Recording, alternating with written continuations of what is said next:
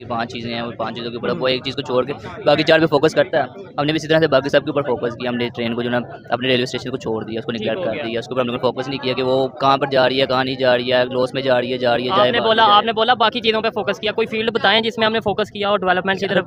पाकिस्तान की बात करें तो हमने तो कहीं भी फोकस नहीं किया, बस पेट भरने पे फोकस किया। और इंडिया 508 ट्रेन स्टेशन को तामीर कर रहा है नरेंद्र मोदी। क्या हमारा और उनका ट्रेन का निज़ाम या दुनिया का कोई भी निज़ाम मैच करता है? क्या हम उनका मुकाबला कर सकते हैं? जी हाँ, कर सकते हैं। इंडियन रुपीस में अब सारी डील्स होंगी उनकी, डॉलर की में नहीं होंगी। तो इससे हमें पता चलता है कि इंडिया हमसे कितना आगे निकल गया। बिल्कुल 19 कंट्रीज में जो है इंडिया की करेंसी यूज हो। एक तरफ हमें जो झंडा बना रहे हैं बहुत बड़ा, जिसपे हमने 45 मिलियन डॉलर्स लगा दिए, और दूसरी तरफ वो चंद्रयान 2-4 और झंडे बनाए। अब यहाँ पर कैसे आए? कैसे आए? चल के आए। ये पता है आपको? वो ये नहीं पता कि वो प्यारे लोग हैं या नहीं है? इंडिया वाले नहीं प्यारे लोग। नहीं प्यारे लोग हैं। नहीं, आप प्यारे हैं? जी पाकिस्तान प्यारा है। सर रेलवे सिस्टम से वो जितना पैसा कमा रहे हैं ना, उतना हम ये पंजाब को बजट देते हैं। अच्छा, ये बजट देते हैं, वो उतना उस रेलवे सिस्टम से निकालते हैं। क्या कहना चाहेंगे? हमारे यहाँ पर ट्रेन के आपस में एक्सीडेंट हो रहे हैं और इंडिया 508 ट्रेन स्टेशन को तामीर कर रहा है नरेंद्र मोदी। क्या हमारा और उनका ट्रेन का निज़ाम या दुनिया का कोई भी निज़ाम मैच करता है? क्या हम उनका मुकाबला कर सकते हैं?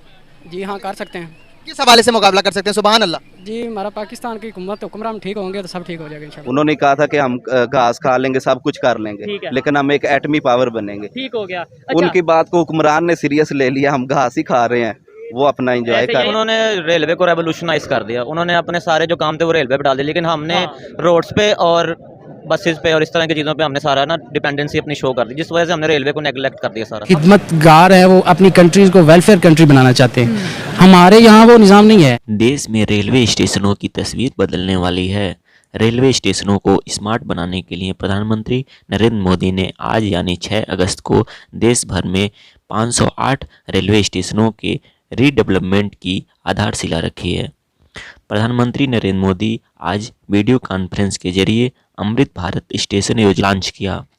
एक साथ देश भर के 508 स्टेशनों के नवीनीकरण वाली इस योजना के लिए स्टेशनों पर कार्यक्रम का आयोजन किया गया। इसमें इलाके के केंद्रीय मंत्री, सांसद और विधायक भी मौजूद रहे।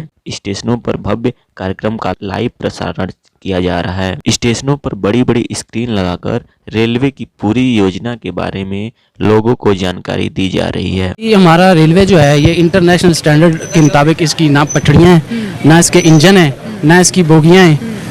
लगातार कई सालों से खसारे में है।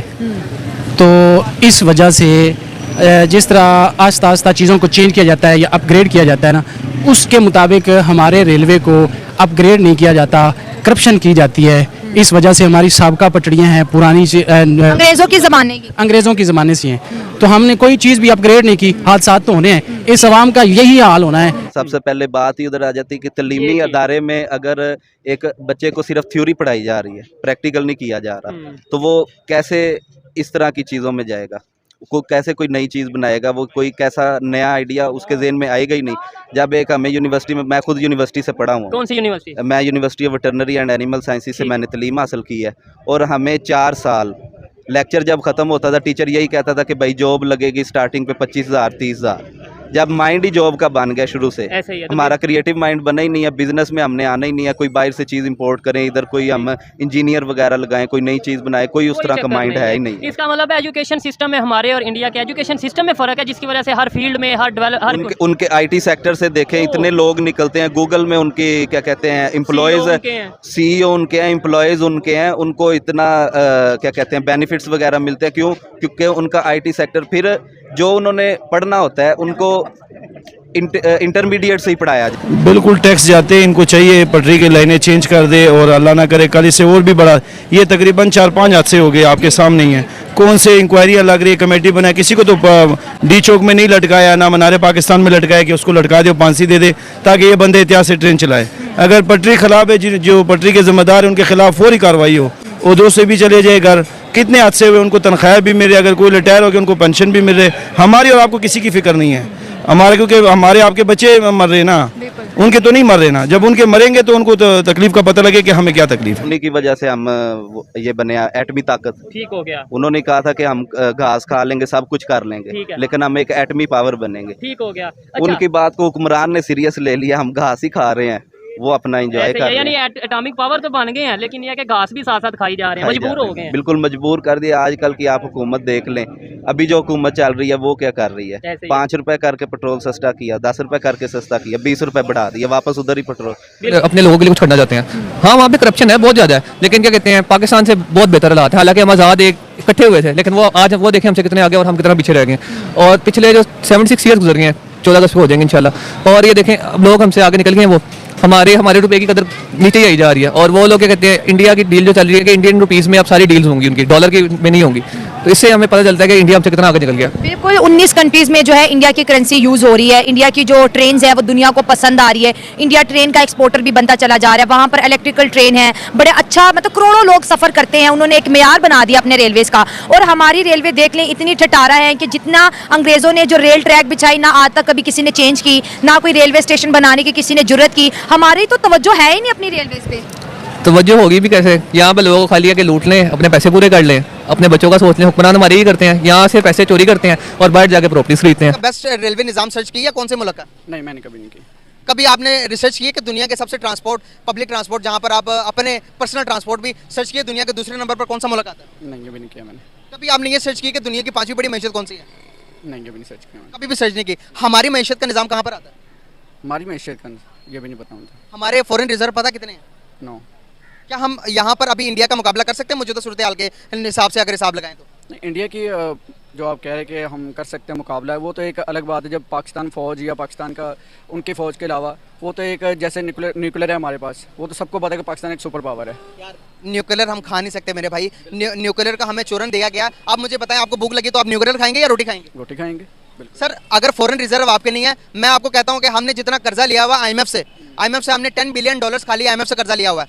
आईएमएफ कहता है कि न्यूक्लियर भाई अगर आप कर्जा वापस नहीं दे सकते, आपका न्यूक्लियर हमें दे दो, फिर क्या करेंगे? कुछ भी नहीं कर सकते, इनको देना पड़ेगा। आपको पता है जो मैंने 5वीं बड़ी मैशत का नाम लिया वो इंडिया है। दुनिया की मैशत के लिहाज से 5वीं बड़ी, दुनिया का दूसरा रेलवे निज़ाम इंडिया के पास है। दुनिया के अगर ट्रांसपोर्ट की बात करेंगे दूसरे नंबर पर इंडिया है। फिर भी हम यहाँ पर ये कहते हैं, अगर आर्मी की बात करें तो दुनिया की 5वीं बड़ी आर्मी इंडिया की है। हुकूमत जिम्मेदार है और कौन है? जो इंतजाम नहीं सही तरह करते वही जिम्मेदार है। हुक्मरान हमारे, करप्शन हो रही है मुल्क में, उनको कोई फर्क नहीं पड़ रहा। वो अपने पैसे बना रहे हैं जितने, अगर कहते हैं कि फॉर एग्जांपल एक एमएनए जो आता है 20 करोड़ की टिकट लेके आता है, तो अब जब 20 करोड़ पूरे करता है और उसके ऊपर 100 करोड़ लेके जाता है वापस 5 साल में, किसके पैसे जाते हैं? हमारे टैक्स से जाता है सब कुछ।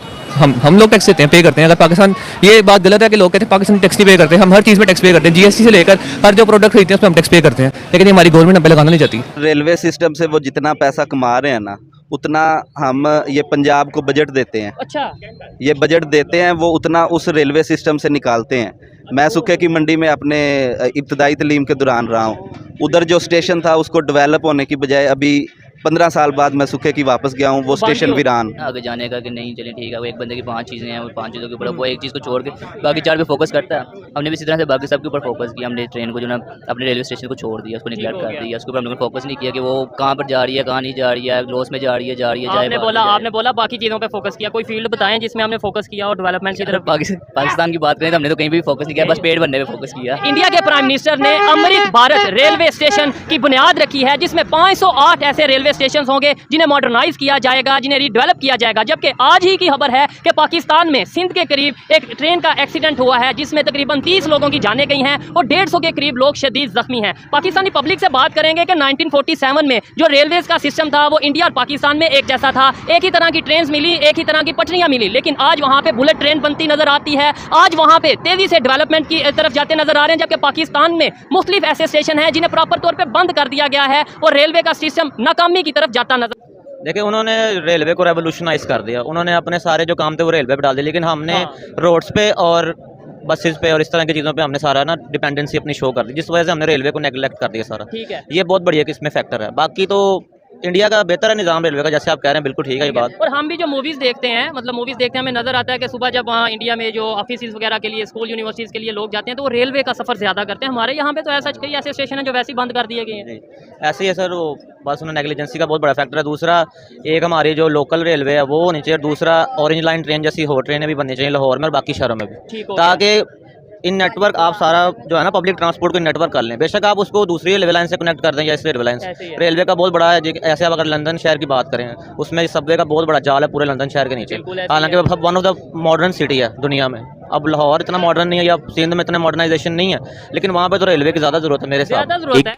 ऐतिहासिक कदम में प्रधानमंत्री नरेंद्र मोदी ने अमृत भारत स्टेशन योजना के तहत यूपी के 55 स्टेशनों सहित देश के 508 स्टेशन का शिलान्यास किया। वीडियो कॉन्फ्रेंसिंग से होने वाले शिलान्यास कार्यक्रम से अलग अलग रेलवे स्टेशनों से मंत्री व सांसद जुड़े। इसके बाद प्रधानमंत्री मोदी भी वीडियो कॉन्फ्रेंसिंग के जरिए इस समारोह से जुड़े। प्रधानमंत्री नरेंद्र मोदी ने प्रयागराज जंक्शन, प्रयागराज और फूलपुर समेत 508 रेलवे स्टेशन के पुनर्विकास का शिलान्यास किया है।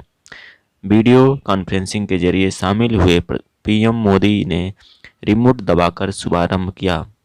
पीएम मोदी के रिमोट की बटन दबाते ही तालियां गूंजने लगी। 24,470 रुपये से अधिक की लागत से पुनर्विकसित ये 508 स्टेशन 27 राज्यों और केंद्र शासित प्रदेशों में फैले हुए हैं, जिनके नाम और स्टेशन निम्नलिखित हैं, जिनमें उत्तर प्रदेश और राजस्थान के 55 स्टेशन, बिहार के 49 स्टेशन, महाराष्ट्र में 44 स्टेशन, पश्चिम बंगाल में 37 स्टेशन, मध्य प्रदेश में 34 स्टेशन शामिल हैं, असम में 32 स्टेशन, ओडिशा में 25, पंजाब में 22, गुजरात और तेलंगाना में 21, झारखंड में 20 स्टेशन और आंध्र प्रदेश और तमिलनाडु में 18 स्टेशन तथा हरियाणा में 15, कर्नाटक में 13 स्टेशन शामिल हैं।